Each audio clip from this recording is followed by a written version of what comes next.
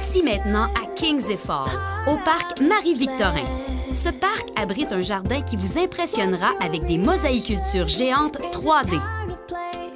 Apportez votre canot ou votre kayak car le parc est un des rares endroits où vous avez accès à la rivière Nicolet. Carole, bon matin. Bonjour, Isabelle. Ça va bien? Oui, tout à fait.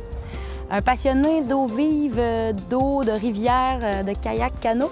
Surtout canot, depuis plus de 40 ans, là, avec des amis. Eau vive, mais aussi découverte de territoire, là, beaucoup dans le nord du Québec, mais comme je reste dans le sud du Québec, bien, quand il y a un peu de possibilités, j'aime bien me balader sur les rivières au sud du Québec, comme la rivière Nicolette sud-ouest, entre autres. On peut rappeler aux gens où est-ce qu'on est en ce moment. On a les pieds sur un parc près de la descente. À Kings Falls, oui, c'est ça. Donc, qui est l'endroit où s'est établie l'entreprise Cascade, entre autres. Et, il y a le fromage aussi. Il y a le fromage, Kings, oui, c'est ça. Puis il y a un super le parc Marie-Victorin aussi, qui est tellement beau aussi, qui est tout près, là. Donc, il y a beaucoup d'attraits à même, je dirais, près de la rivière. Cascade, on peut visiter, parc Marie-Victorin aussi. Il y a cette balade-là sur la rivière. Ça fait qu'il y a comme une richesse ici près de la rivière qui est intéressante à Kings Falls.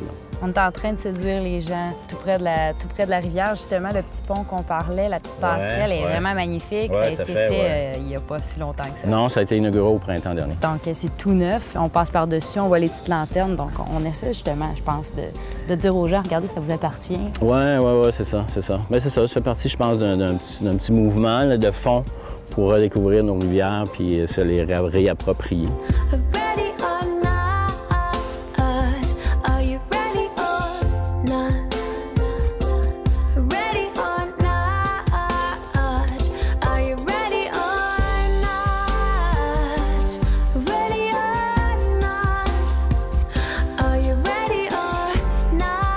Je dirais graduellement, on a un peu oublié les rivières. En tout cas, la majorité des gens y vivent.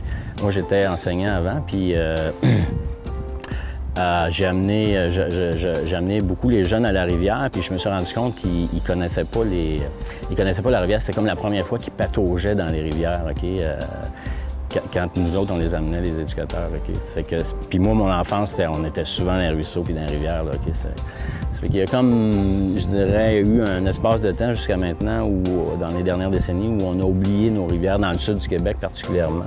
Bien, je ne sais pas si je me trompe, mais je pense que les gens sont de plus en plus attirés à justement peut-être louer un kayak, s'en acheter un par la suite, puis s'approprier les cours d'eau un peu plus. Oui, c'est ça. Bien, il y a eu un temps, il y a eu une mode pour la planche à voile, mais c'est difficile la planche à voile, puis ça prend du vent. Fait que le kayak est devenu très populaire. Le canot l'est depuis longtemps. Depuis plus longtemps encore, mais c'est quelque chose que tu n'as pas besoin de vent, tu as juste besoin d'eau, puis tu as besoin d'un accès pour entrer ou sortir. Puis le sourire aussi, c'est important. Oui, tout à fait. C'est comme un moteur un peu. Oui, c'est ça. Puis la rivière Nicolette, le secteur qui est entre ici et Denville, un peu en amont, qui a une 15 ou 17 km, je crois, puis qui prend en canot environ 3 heures, si on y va mollo. C'est vraiment un parcours intéressant parce que c'est encore très sauvage. C'est une zone, il n'y a pas vraiment de rapide, sauf vraiment pas grand-chose. Un peu d'eau vive, c'est tout. Puis c'est beaucoup dans un terrain, je dirais pas marécageux, mais qui est une zone inondable un peu.